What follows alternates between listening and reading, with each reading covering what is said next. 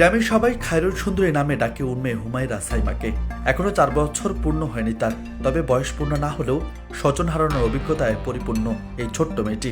বাবা শরীরে পেট্রোল ঢেলে আগুন দিয়ে মারা গেছেন, কিছুদিন পর অন্যত্র বিয়ে করেছেন তার মা। খায়রুল সুন্দরীর বাবা শফিকুল ইসলাম পেশায় ছিলেন অটো মেকানিক। সে আয়ে বেশ স্বাচ্ছন্দ্যেই চলত তাদের পরিবার। পরে অর্থের লোভে পরে অনলাইন জুয়ার ফাঁদে পরে হারিয়েছেন সকল পুঁজি, সর্বস্ব হারিয়ে 5 লক্ষাধিক টাকা ঋণের বোঝা সইতে না পেরে নিজের শরীরে পেট্রোল দিয়ে আগুন লাগিয়ে মারা গেছেন তিনি। জুয়া খেলাইছে, বড়ি টড়ি খাইছে, অজ্ঞান হয়েছে, টাকা যদি না পাইতে ঘরের জিনিসপাতি কিচ্ছু থই না, ভেঙ্গে চিড়েছে, টাকা বহুত টাকা ক্ষতি হচ্ছে। ওই ব্যাপী মারা গেছে, নিজে গত নিজে আগুন দিছে, সহ্য করবে না পায়। ছেলেটা মারা গেছে, সে আমার খালাতো ভাই। সে আসলে অটোর মেকানিক্যাল ছিল। সে পার ডে 2000-2500 টাকা ইনকাম করতো, কিন্তু তারপরেও এটা দিয়ে খেলে সে শান্ত হইতো না। তার বাসা থেকে প্রতিদিন 10,000, 20,000, 30,000, 50,000 এইভাবে টাকা নিতে নিতে নিতে নিতে ওর আব্বা আর কত দিবে? ওর আব্বাও তো একটা সাধারণ মানুষ। যখন টাকা দিতে পারলো না, তখন সে নিজে আত্মহত্যা করার জন্য বাঁচে নিল। শফিকুল ইসলামের মতো অনলাইন জুয়ার ডিলারদের লোভনীয় অফারে আকৃষ্ট হয়ে সর্বস্ব হারাতে বসেছেন সদর উপজেলার আউলিয়াপুর ইউনিয়নের মাদারগঞ্জ, বোর্ড অফিস, সোনাহার, সেনপাড়া সহ কয়েকটি গ্রামের বিভিন্ন শ্রেণীর পেশার মানুষ।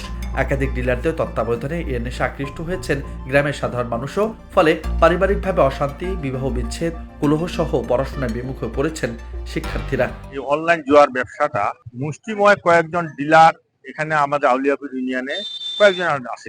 তারা করে কি, বিভিন্ন ভাবে জুয়ার বিষয়টা ওদেরকে একটা আইডি খুলে দেয়। কিছু সংখ্যক লোক লাভবান হয়, বাকিগুলা কিন্তু ডিলাররাই বেশিরভাগ লাভবান হয়। আমাদের এখানে বোর্ড এলাকায় একটা আছে, ওদের কমিটি আছে, 5-7 জন মিলে একটা করছে। ওরা ডিলারশিপ ভাবে কাজ করতেছে। এদিক বাকি লোকগুলার যা আর্থিক হচ্ছে সব কিন্তু ওরা কেড়ে নিচ্ছে। খালি লাভ হচ্ছে সাধারণত ওদের ডিলারগুলার।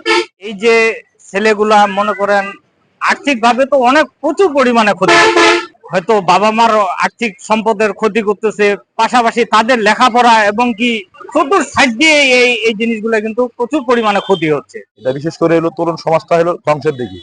একটা হলো আপনার এই ক্যাসিনো, দ্বিতীয়ত হলো আপনার নেশা। আমাদের এখানে যে ছেলেটা মারা গেছে এটা মূলত আপনার ক্যাসিনোতে অথবা নেশাতে মারা গেছে। বিশেষ করে এখন ক্যাসিনোটা চলে যাচ্ছে হলো আপনার ছাত্র সমাজের হাতে আর কি, উদ্যোগমনী যারা ছেলে তাদের হাতে চলে যাচ্ছে। অবশ্যই এটা আমরা চাই যে আমরা দেশবাসী এবং এলাকাবাসী সবাই আমরা চাই যে এটা অনলাইন ক্যাসিনো অন্তত বন্ধ হোক। এটা বন্ধ হলে সব থেকে ভালো হবে ছাত্র সমাজ, যুব সমাজ এবং বিশেষ করে হলো ছাত্র সমাজের যারা গার্জিয়ান, তারাও আপনারা অনেক শান্তিতে থাকতে পারবে আর কি।